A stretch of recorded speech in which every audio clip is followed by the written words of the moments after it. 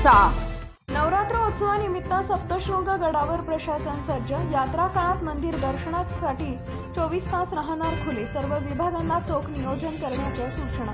सप्तशृंग गडावर 22 सप्टेंबर ते 2 ऑक्टोबर दरम्यान होणाऱ्या शारदीय नवरात्रोत्सवाच्या पार्श्वभूमीवर विभागांनी यात्रा कालावधीत आपली जबाबदारी चोख पार पाडण्याच्या सूचना देण्यात आल्या आहेत।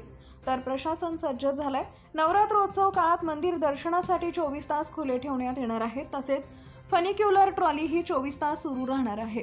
9 ते 10 लाख भाविक देवीच्या दर्शनासाठी येणार असल्याचा अंदाज प्रशासनाकडून व्यक्त केला जातो। ट्रस्टतर्फे भाविकांसाठी विविध सोयी सुविधांचा सुरक्षेच्या 65 सीसीटीव्ही कॅमेरे पहिल्या पायरीजवळ 2 व मंदिरात 2 असे 4 मेटल डिटेक्टर बसवण्यात आले आहेत। यात्रा कालावधीत नांदुरी व सप्तशृंग गडावर वाहनतळाची व्यवस्था करण्यात येणार असून गडावर खासगी वाहनांना बंदी घालण्यात आली आहे। तर यात्रा उत्सवासाठी सप्तशृंग गडावर मोठा पोलीस बंदोबस्त तैनात करण्यात आला आहे।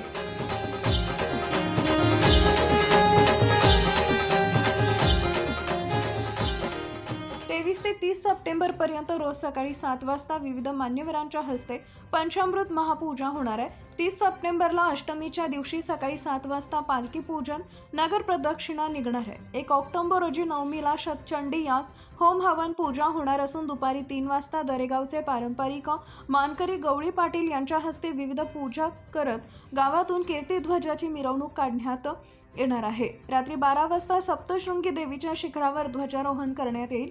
दसऱ्यानिमित्त 2 ऑक्टोबरला शतचंडी याग पूर्णाहुती आणि महापूजा होणार आहे। 6 ऑक्टोबरला कोजागिरी निमित्त पंचामृत महापूजा करण्यात येईल। विविध कावडधारकांनी आणलेल्या ठिकठिकाणच्या तीर्थाचा देवीला विशेष महाअभिषेक घालण्यात येणार आहे। रात्री 9 ते 12 वाजता आरती होईल। शिवाय 7 ते 8 ऑक्टोबरला शांतीपाठ व महाप्रसाद होईल।